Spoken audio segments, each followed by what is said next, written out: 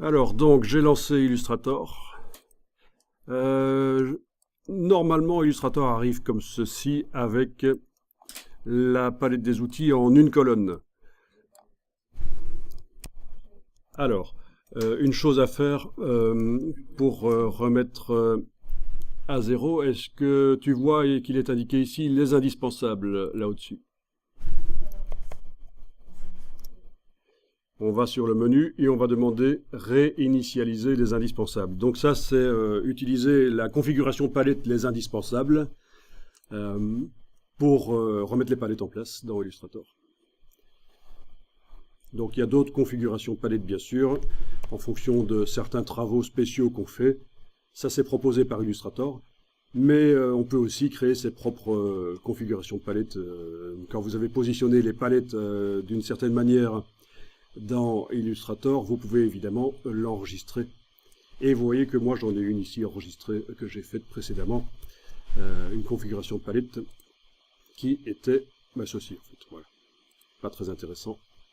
Ok, je reviens à les indispensables. Donc voilà, déjà première chose, remettre les palettes en place, c'est certain qu'on est souvent amené à le faire, parce que ça devient à un certain moment le fouillis. La palette des outils, si vous l'avez en une colonne, il va falloir la faire passer pour la formation ici en deux colonnes en utilisant la double flèche.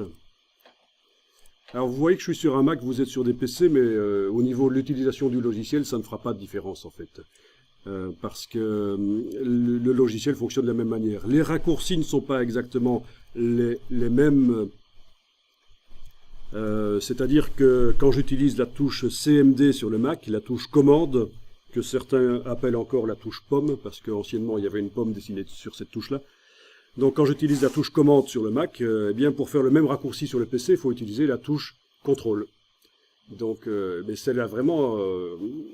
quand vous avez compris ça, passer des raccourcis Mac aux raccourcis PC, ça ne pose aucun problème. D'ailleurs, hier, vous avez vu que j'ai utilisé Illustrator sur PC, je n'ai pas eu de problème.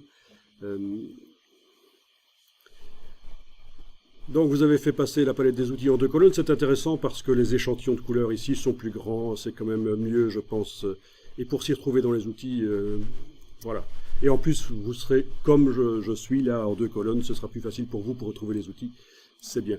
Vous voyez que j'ai une interface grise, ça c'est un choix. Vous pouvez aussi faire le choix d'une interface grise. J'ai choisi que pour la projection sur le mur, je me suis dit ce sera mieux d'avoir les choses écrites en foncé sur fond clair.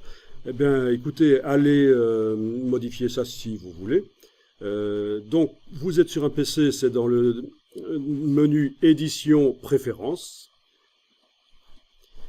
Sur le Mac, on a un menu, ça c'est lié au système d'exploitation Mac, on a un menu qui, chaque fois pour l'application, donc moi pour aller dans les préférences, je vais devoir aller sur le Mac ici dans le menu Illustrator, mais vous c'est dans édition préférences sur le PC Windows, et vous avez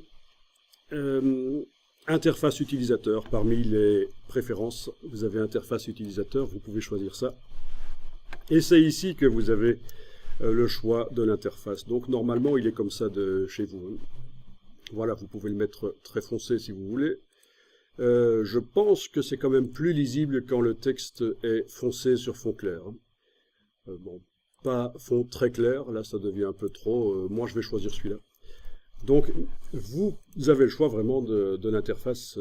Allez-y, restez avec l'interface foncée si vous voulez, passez à l'interface claire, c'est vous qui choisissez.